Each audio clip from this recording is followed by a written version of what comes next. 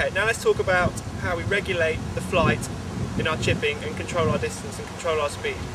Now, there are a few things here which are really going to help you become more consistent with your chipping. And one of the things that you see a lot is you see people with a lot of wrist action in their chipping and a lot of deceleration into the ball. Now that creates either knife shots across the green or very spinny shots that go low and are very difficult to control. It looks a little bit like this.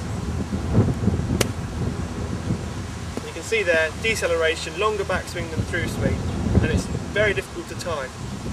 And what we need to do to be more consistent is to take the wrist action out of the chip shot. You've already got natural loft on the club face, you don't need to add to it by using your wrists. If you use your wrists, you're bringing a lot of timing into the shot. What we want to do is shallow out the bottom of the arc. That means make the flat spot of the swing much longer, which gives you much more margin for error. If you catch the ball slightly thin or slightly fat on the shallow bottom of the arc, the ball will fly much the same. If you're wristy, the club comes in much more vertically and out much more vertically, and that makes it much more inconsistent. So how do we achieve the shallow bottom of the arc and this sort of dead hands feel with no wrist action? Well, one of the things we do is we weaken off our grip. This is going to feel a little bit dramatic, but you'll feel the results straight away. So with our regular grip, we've got 2.5 knuckles probably on both hands.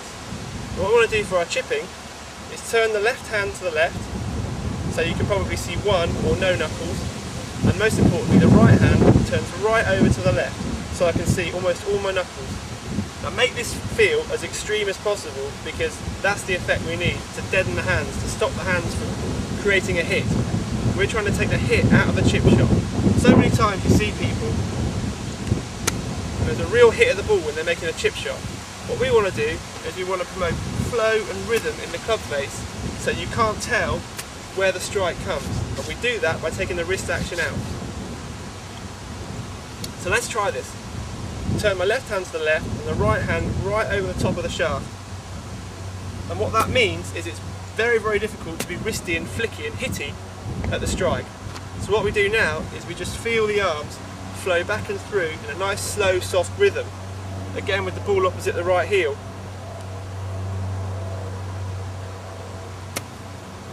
And we find the ball pops up.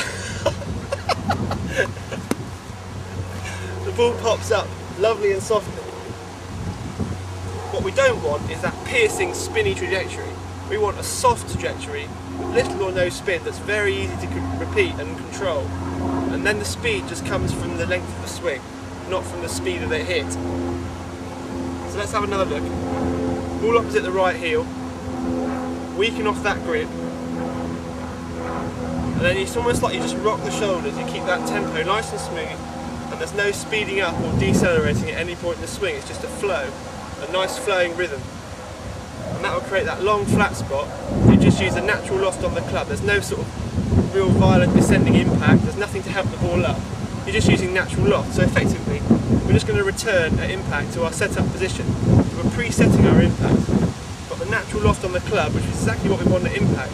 And if we do that, the ball's just going to pop up with the natural loft, and then we'll just get used to how far those shots go. We'll regulate the distance with experience.